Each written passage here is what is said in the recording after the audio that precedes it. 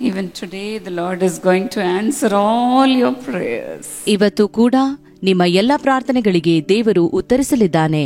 He is so gracious. ಆತನು ಕೃಪೆಯುಳ್ಳ ದೇವರು. We saw that he is a God of justice. ಆತನು ನ್ಯಾಯ ಸ್ವರೂಪನಾದ ದೇವರು ಎಂಬುದಾಗಿ ಎರಡನೆಯದಾಗಿ ನೋಡಿದೆವು. In Psalm 7:11 the Bible says, ಕೀರ್ತನೆಗಳು 7:11 ದೇವರ ವಾಕ್ಯವು ಹೀಗೆ ಹೇಳುತ್ತದೆ, the Lord is a God of justice. ನ್ಯಾಯಕ್ಕೆ ಸರಿಯಾಗಿ ತೀರ್ಪು ಮಾಡುವ ದೇವರು ನಮ್ಮ ದೇವರು. In Luke 18:7 it says, ಲೂಕ 18:7 ಹೀಗೆ ಬರೆಯಲ್ಪಟ್ಟಿದೆ, the Lord will bring about justice for the chosen ones who cry out day and night. ರಾತ್ರಿ ಹಗಲು ನ್ಯಾಯಕ್ಕಾಗಿ ಬೇಡಿಕೊಳ್ಳುವವರಿಗೆ ನ್ಯಾಯ ತೀರಿಸದೆ ದೇವರು ಇರುವನೋ ಎಂಬುದಾಗಿ ವಾಕ್ಯವು ಕೇಳುತ್ತದೆ. He will bring about the justice very quickly. ಆತನು ನಿಜವಾಗಿಯೂ ನ್ಯಾಯವನ್ನು ಬೇಗನೆ ತೀರಿಸುವನು. I know many of you are crying day and night for God to bring justice in your life. ನಿಮ್ಮ ಜೀವಿತದಲ್ಲಿ ದೇವರು ನ್ಯಾಯವನ್ನು ಮಾಡಬೇಕು ಎಂಬುದಾಗಿ ನಿಮ್ಮಲ್ಲಿ ಅನೇಕರು ರಾತ್ರಿ ಹಗಲು ಮೊರೆಯಿಡುತ್ತಿದ್ದೀರಿ. You may be loving God. ನೀವು ದೇವರನ್ನು ಪ್ರೀತಿಸುತ್ತಾ ಇರಬಹುದು. You may be supporting God's ministry. ನೀವು ದೇವರ ಸೇವೆಯನ್ನು ಬೆಂಬಲಿಸುತ್ತಾ ಇರಬಹುದು. God will record everything in his account and he will bring about justice.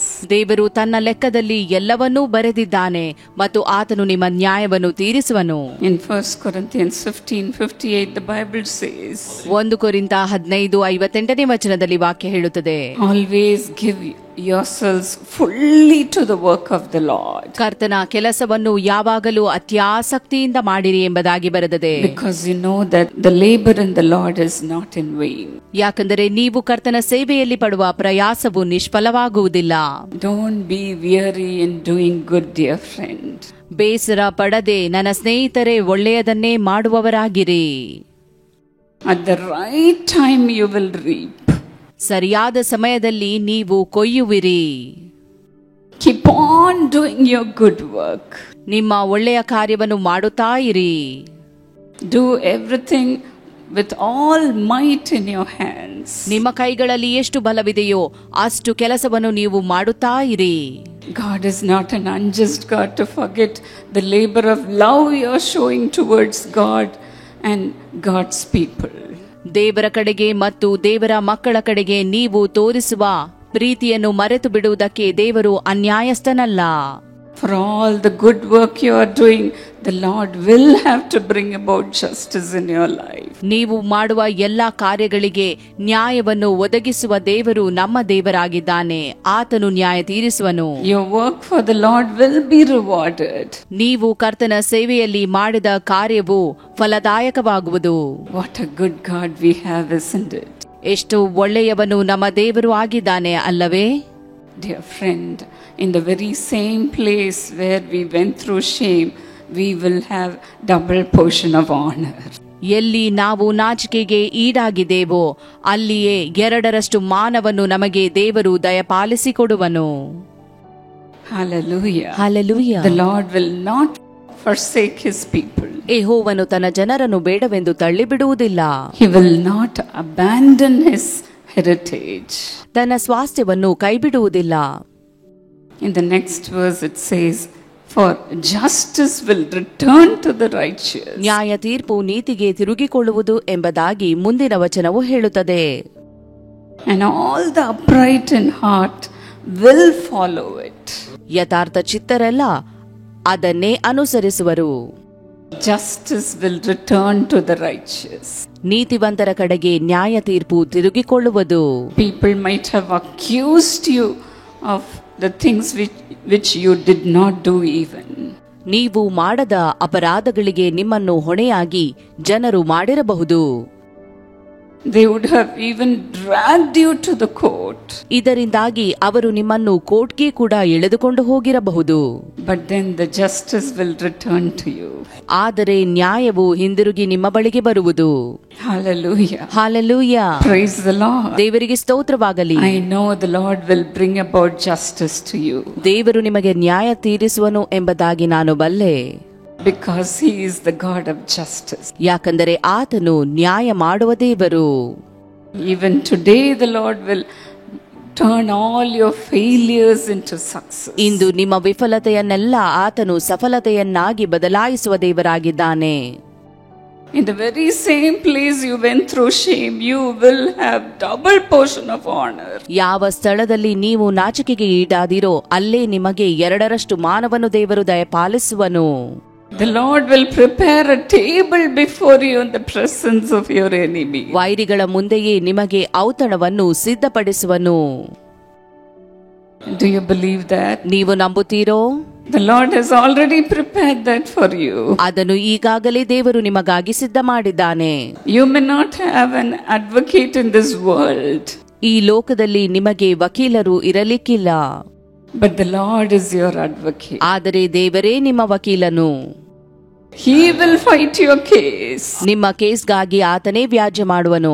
He will fight your battles. ನಿಮ್ಮ ಯುದ್ಧವನ್ನು ಆತನೇ ಹೋರಾಡುವನು. Do not be discouraged, dear friend. ಧೈರ್ಯಗುಂದದಿರಿ ನನ್ನ ಸ್ನೇಹಿತರೆ. All your failures will turn into success. ನಿಮ್ಮ ವಿಫಲತೆಯು ಸಫಲತೆಗೆ ಮಾರ್ಪಡುವುದು. Praise the Lord. ದೇವರಿಗೆ ಸ್ತೋತ್ರವಾಗಲಿ. The Bible says, "Blessed are all who wait upon the Lord." ದೇವರಿಗೆ ಕಾದಿರುವವರೆಲ್ಲರೂ ಧನ್ಯರು ಎಂಬುದಾಗಿ ಸತ್ಯವೇದ ವಾಕ್ಯವು ಹೇಳುತ್ತದೆ. There's a beautiful verse which says from Isaiah 40:31. Yeshaya 40:31ನೇ ವಚನದಲ್ಲಿ ಒಂದು ಸುಂದರವಾದ ವಚನವು ಇದೆ. Those who wait upon the Lord will be renewed with strength. ಯೆಹೋವನನ್ನು ನಿರೀಕ್ಷಿಸುವವರು ಹೊಸ ಬಲವನ್ನು ಹೊಂದುವರು. They will soar on wings like eagles. ಹದ್ದುಗಳಂತೆ ರೆಕ್ಕೆಗಳನ್ನು ಚಾಚಿಕೊಂಡು ಏರುವರು. They will run and not grow weary. ಓಡಿ ದಣಿಯರು ಎಂಬುದಾಗಿ ವಾಕ್ಯವು ಹೇಳುತ್ತದೆ. They will walk and not be faint. ಅವರು ನಡೆಯುವರು ಆದರೆ ಬಳಲರು ಎಂಬುದಾಗಿ ವಾಕ್ಯ ತಿಳಿಸುತ್ತದೆ. Thank you, Jesus. ಸ್ತೋತ್ರ ಯೇಸುವೇ. Even today the Lord is going to strengthen you. ಇಂದು ದೇವರು ನಿಮ್ಮನ್ನು ಬಲಪಡಿಸಲಿದ್ದಾನೆ. You are going to fly like eagles. ನೀವು ಹದ್ದುಗಳಂತೆ ರೆಕ್ಕೆಗಳನ್ನು ಬಡಿದು ಏರಲಿದ್ದೀರಿ. People may be criticizing you. ಜನರು ನಿಮ್ಮನ್ನು ಟೀಕಿಸುತ್ತಾ ಇರಬಹುದು. But then never look upon them.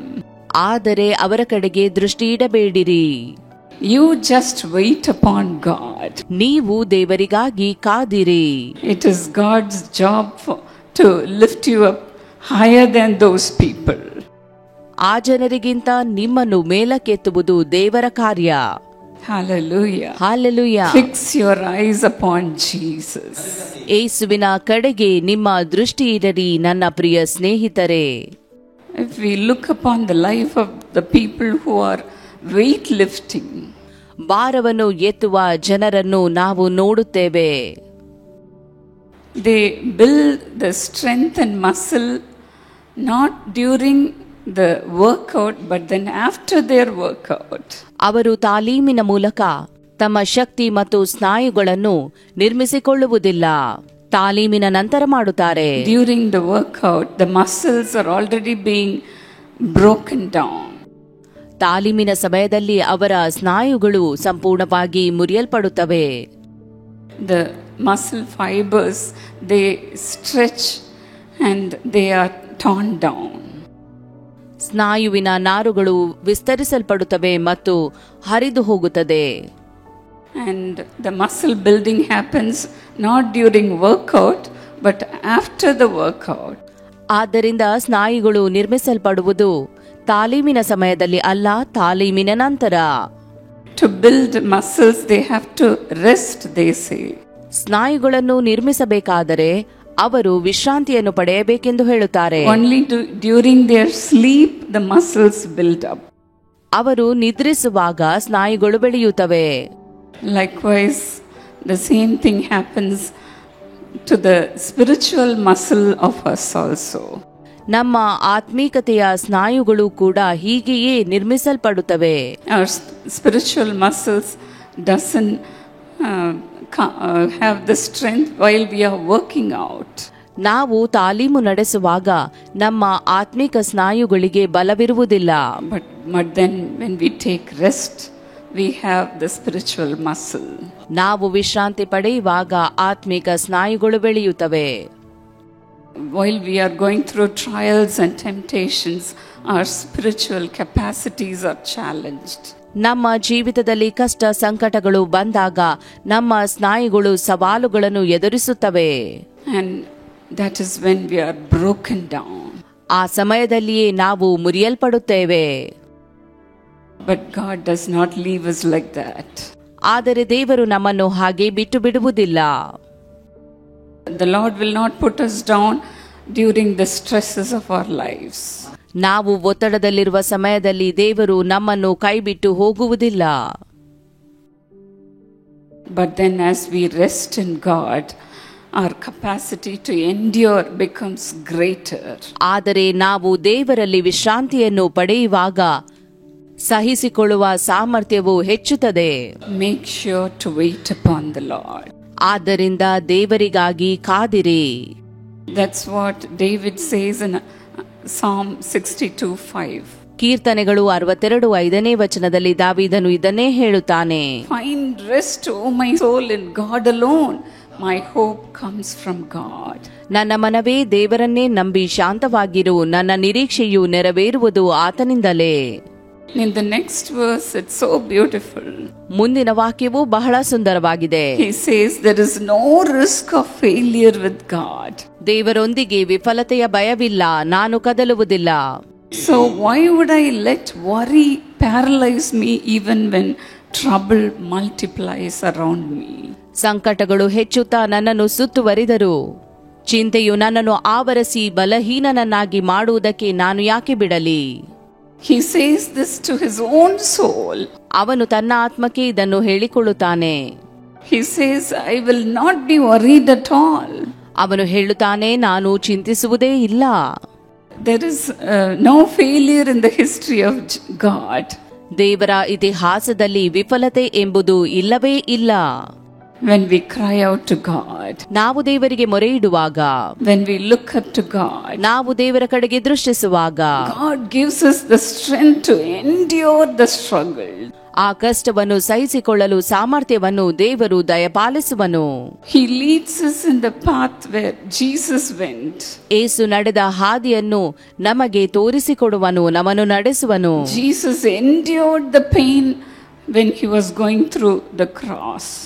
ಯೇಸು ಕ್ರೂಜಿಗೆ ಹಾಕಲ್ಪಡುವಂತಹ ಸಮಯದಲ್ಲಿ ತನ್ನ ನೋವನ್ನು ಸಹಿಸಿಕೊಂಡನು. He found all the struggles to joy.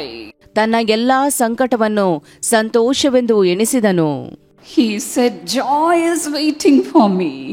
ಆತನು ಹೇಳಿದನು, ಆನಂದವು ನನಗಾಗಿ ಕಾಯುತ್ತಿದೆ. What was the joy he was waiting for?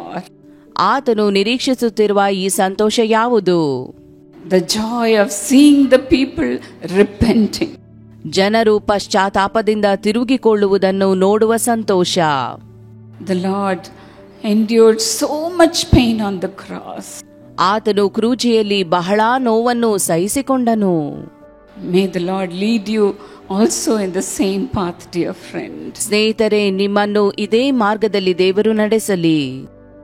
You will have the patience of God. ದೇವರ ತಾಳ್ಮೆಯು ನಿಮಗೆ ದೊರಕಲಿ.